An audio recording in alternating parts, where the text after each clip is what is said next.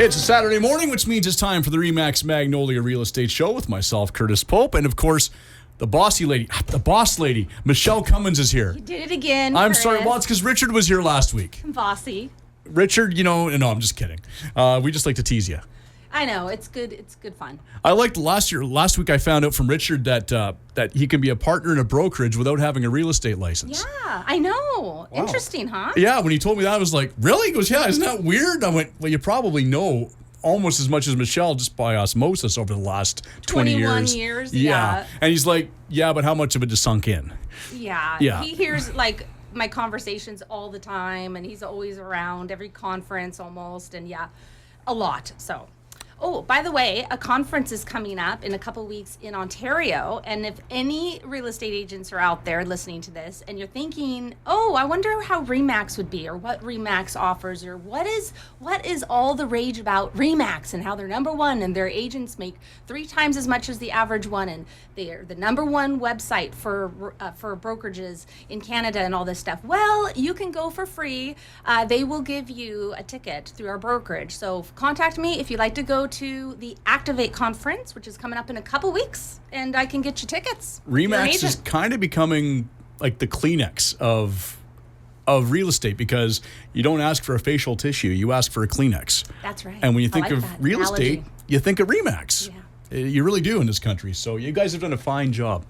Thank you. Well, Dave Linegar, and I've got a quote at the end of the show by Dave Linegar. Oh, who perfect. is our entrepreneur, creator of Remax. Okay, well, you have a guest today for the first segment, and he's a return guest, so I want to see if you can outdo your past introductions. We've had great viewers, like response when we had this guest last time, which was maybe 1 year ago. Probably about that. Yeah, so we have now back Joel Karlsson. He is with Integrity Junk Removal. Actually, he is the entrepreneur and the creator of Integrity Junk Removal, local junk removal, and really focused and passionate about recycling. Boom. Joel's here. Hi, everybody. Thanks, Michele. You're welcome. Thanks for coming back. Yeah. So we didn't scare you off the first time, huh? No, but just a little bit of housekeeping. Okay, last time I was here for the Ball to Van Challenge. That's right. All right. And so what ended up happening is I realized, I don't know, maybe there's more YouTube exposure in the States and people have greater level of success doing these kinds of things in the States, but I couldn't quite swing it to trade from a hockey ball up to a $30,000 minivan. But you did such a great effort. It was so exciting watching your YouTubes and your videos and your social media on it and following you and doing what we could to help out. And you did good. Yeah, it was great. We reached about $2,500 in assets, which was cool. But the end result is that in January, after I'd come on your show, I had a tremendous January, and so we just bought a van cash. Yeah. So that's the end of the Ball to Van Challenge. But thanks to everybody who supported us and liked our videos, and shout out again to my wife, spending 5 hours per video editing those. Oh my goodness. God, she's I love a trooper. You, honey. You're amazing. You keep her around. Yeah, I absolutely. will definitely do that. She likes her van. She just went to Calgary with it. So there you go. Yeah. Well, it's true. Canada has how many people compared to the U.S.? So you got 10%. Yeah, exactly. Versus like 300 million roughly to like 30 million, 32 million in Canada. So you got to what from your ball? From the ball, I got to $2,500 of and you assets. had so many different exchanges. Yeah, maybe something like 16 to 18 transactions of trading, of people trading up to different items and so on. Yeah, met some really wonderful people. It was really awesome.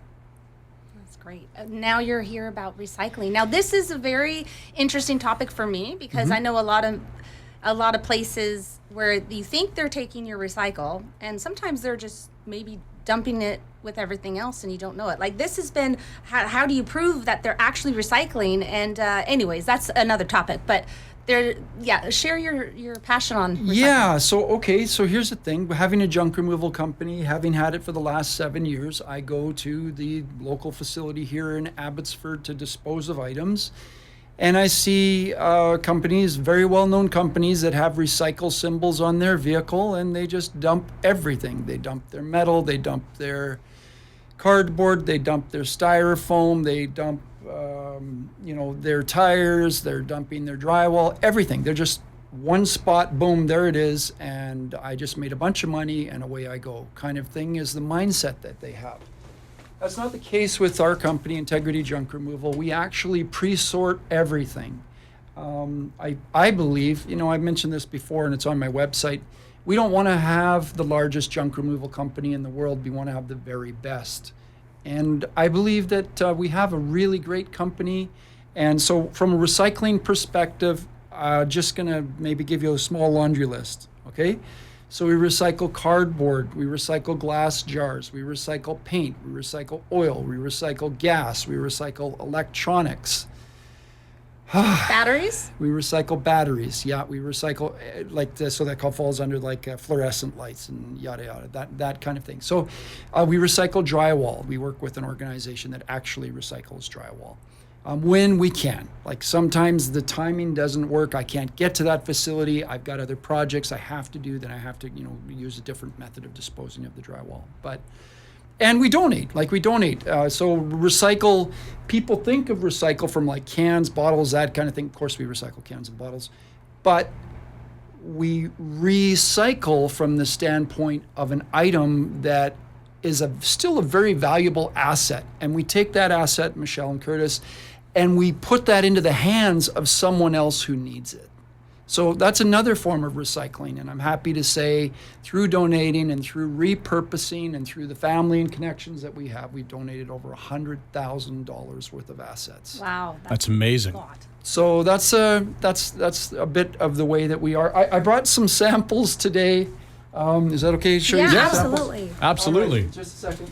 Now we're a radio show and we're also visual on YouTube, so we have to show off some of this stuff, right? All right. And so many people are crafty. So with all of these recyclable items, Yeah. they can make jewelry with it, hats, all sorts of. It's amazing that outfits. what can be recycled sometimes. There's Yeah. no way they can do anything with that, and then they do. So since you mentioned that, Michele, I'm going to give a shout out to a lady I met. Her business is called Upcycle, and she takes fabric and she repurposes the fabric. I met her at the, Agri Fair maybe? Mm-hmm. Agri Fair, where she had denim purses with leather and stuff like that and different materials. And she said it's 100% all recycled.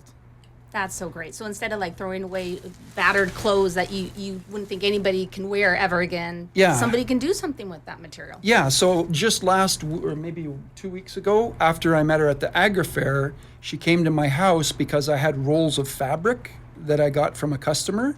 So I gave her a whole roll of fabric so that she could use that for whatever she wants to do. And those are with it. expensive, fabric and yarn. It's Yeah, all really that expensive. stuff. It could be $30, $50, $100 depending on the kind of fabric it is. So, guys, I just wanted to say, so styrofoam, you're buying a TV, you're buying a stereo system, anything like styrofoam, it has a beautiful sound.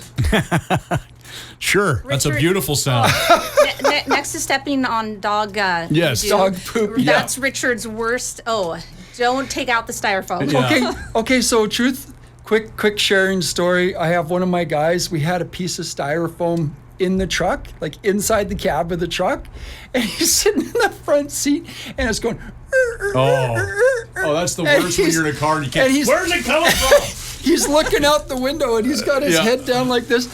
So he's becoming a police officer. He's one of my best guys that I have. But anyway, 3 of our guys, we got together and we made a little video and we said, "Hey, we miss you." And we all had a piece of styrofoam and we all went and sent it to him by video. So styrofoam is recyclable, okay? I'm not coming to your house and saying, "Hey guys, you're doing things wrong" or whatever. No, but I want to let you know styrofoam is recyclable. There is a place that's just down off of Valley Road, off of the Mission Highway, and they will take styrofoam. Okay? I have taken much styrofoam there after TVs and things like that. There you go, right? That's the place to go, right? Yeah, so, that's when I talked about earlier about how we break up our load. The cardboard gets separated, styrofoam gets separated, metal gets separated, all that stuff gets separated. So then I'm really very, very thankful. I have a new truck. and the sides go down, like both sides go neat. down. So now I could put like, here's my cardboard area, here's my metal area, here's my styrofoam area, here's my oil area, my paint or whatever. And then main regular garbage goes in the middle, right? So you pop down there, drop one side, get that stuff out, flip it up, go to the other side, go to the next location, boom, drop that off. Now I just only have centralized garbage, and then I'm hitting the dump button, right? I think that's the right way to do things. Okay, gang, next one, plastic. Is it possible to recycle plastic bags? And just a question, Curtis and Michelle, how long do you think it takes for this plastic bag to break down in the environment? I think longer than bones. I'm going to go, I don't know, 300 years. I heard 26 years. Okay, so I was way off. It's really thick 26 plastic years. that takes 300. So your 18-year-old daughter would be 44. Yes. And you say, hey, I just wanted to come by and show you that, hey, that plastic finally broke down. Finally broke down, it's gone. And you go and visit with your grandchildren. That's right. All right.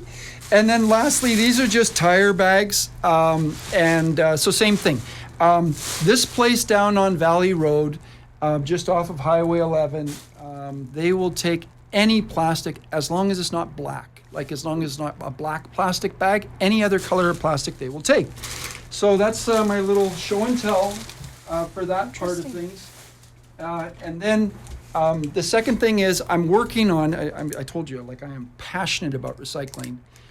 These are from a church. These are communion cups, okay? And as it stands right now, they just go in the garbage. There's no option for them not to go in the garbage. So I actually have a connection that owns a plastic recycling company, and I'm going to be contacting them and seeing if I can get these recycled. And in the event that I can, then I'm going to roll out a program through all the churches in the city of Abbotsford. That's amazing. Joel, that's great. Yeah, so we're just we're looking for ways that we can help out with the environment, but also serve the community. That's cool. And Michelle's reaction to the communion glasses, because I thought she was going to go right into wine mode. So that was good that you didn't react quite the way I thought you would. Jesus turned the water into wine. Just remember. That's right. That's right. You And don't have a problem with it. that's a talent. Yes. Yeah. That's very cool because recycling, of course, we're looking out for the planet. We're looking out for the generations to come and things like that. And the more we can do of it, the better off we all are. I mean, I remember when it started becoming a big kick, 20, 30 years ago, and people like, whatever. But then we've been educated, and the more education we can get and the more knowledge we can get, better off we are. Yeah. And I will never be on the bandwagon with the paper straws ever. No, I'm with you. You're preaching to the choir right now. However, I do have a friend, Lenny's Lemons, awesome guy. He's set up down here, Agrifair and stuff like that. Had his company for about 7 years. He's sourced a plastic straw that is biodegradable. And they do have them because like Booster Juice has them too when you go in there. Yeah. And I think 7-Eleven has them too. So I don't know why these paper straws. I have had full-on meltdowns trying to drink a milkshake out of a paper straw. You better have 5 of them. Yeah, and my 22-year-old son got to witness one, and he still laughs because I was yelling about turtles, and how I hated turtles and everything. I just lost my mind. You got to hating turtles I because got of the that paper. far. Oh, wow. Yeah. It was I was Because the angry. cardboard straw. Yeah. That's And I love turtles, bad. but I was just Yeah. so mad about the paper straws and saving the turtles. I don't know why saving the turtles is the first thing I equate to paper straws. Maybe that's because I can try to validate in my head that they're not working, but at least I'm saving a turtle. Well, but what about Crush from Nemo? Well, that's true. That's true. He was a cool He guy, was. man. And, 300 years old, I was in crushing Hawaii. the waves. Lasts longer than the plastic. I was in Hawaii in January. You were there, a little later this summer, and you were snorkeling with turtles. My wife was snorkeling, which I love turtles, but I was mad that particular day, and I had a full-on tantrum, and my son, all he could do was laugh at me, and that was just making me angrier. So every store out there that uses paper straws, please change Oh my that. goodness, yes. I can sort of get by if it's like a Diet Coke or something because you drink it fast up and stuff, and it kind of survives. The texture It on your is, lips but and your Even the flavor. yes, of it. it changes the flavor. It's true. Whatever it is that you have, you don't have that anymore. Okay. We so could do an entire show since on me hating paper straws. Just so. very quick, my buddy, because he knows, like he's like, we went somewhere, I can't remember where we went, maybe A&W or something like that. and I got the drink, and it was a paper straw. And I said, okay, I'll just be right back. I'm going to my truck. And he says, what are you going to get? And I said, I'm going to get a plastic straw because I carry them in my truck. I didn't happen to have any, right? So I came back in and I was looking at the straw and I was like, oh, this is going to be such a terrible experience. But anyway, then I came home one day and my buddy had ordered 3 compactable straws that have a little package like this with a key ring on them from Amazon. Oh. Now, that's a huge part for me. The other thing I don't like is the metal straws because I can't stand those either. They're hard, so I don't know. Maybe they could chip your teeth taste. eventually. Yeah. I don't know. But anyway, I don't like those either. Little rabbit trail. I'm totally with you guys. Yeah, I'm totally there. Okay, I have one more thing regarding recycling. Would love to hear. Is that okay? All right. So the big issue that we're facing in the city of Abbotsford, not us personally, but seniors are facing in the city of Abbotsford, is their glass jars. So pickle jars, ketchup jars, whatever, barbecue sauce jar, whatever it is, any jar. Thanks for coming out. These guys, they live in these seniors complexes, and they're not allowed to put the glass jars out. Yeah, we're not allowed in Abbotsford, no, even in regular recycling. So I think that's a bit of a travesty. So what I came up with, and I haven't finalized it yet, but I'm starting to talk with property managers and things like that about providing a container that can be left at the seniors' facilities, and that I will go on a monthly basis and take away the jars for free. So here's the reason behind the whole thing. Here, my mom, if she was living in one of these senior facilities, she's not, but if she was, and she had her little shopping cart, now it's January 27th, she's got her little shopping cart, and she's trying to go to a place where you can recycle your jars, but it's snowy and it's icy. Oh, she fell. Well, what's the number one reason for death for seniors? Breaking a hip, yep. Yeah. Falling. Yep. Yeah. So how is it that we expect these people in their 60s, 70s, 80s to go with their little shopping cart with glass jars?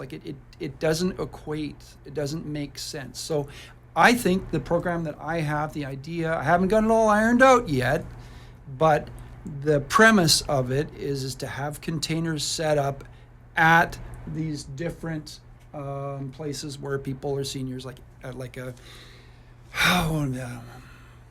MCC housing where they might have 70 units, and those were all people who used to be in the mission field or working in hospitals in Paraguay or whatever. Now they're older, now they live in these special facilities, and they have all these jars. And so I'd like to take them away once a month. And so that's what I'm working on. Very cool. Awesome. All right, well, with that, I think we're a little overtime. So Sorry about it's that. Michelle. Michelle just gets talking. And No, it was me. I was too passionate about recycling. Sorry about that. that's quite okay. If people want more information about integrity junk removal, where can they go? Yeah, so we just changed our website. It's www.injr.ca. Or you can call me, 778-240-2462. We're servicing Abbotsford, Mission, Chilliwack, and Langley currently. All right. And Michelle, if people want more information about Remax Magnolia, where do they go? RemaxMagnoliaRealty.com. We're back with more right after this.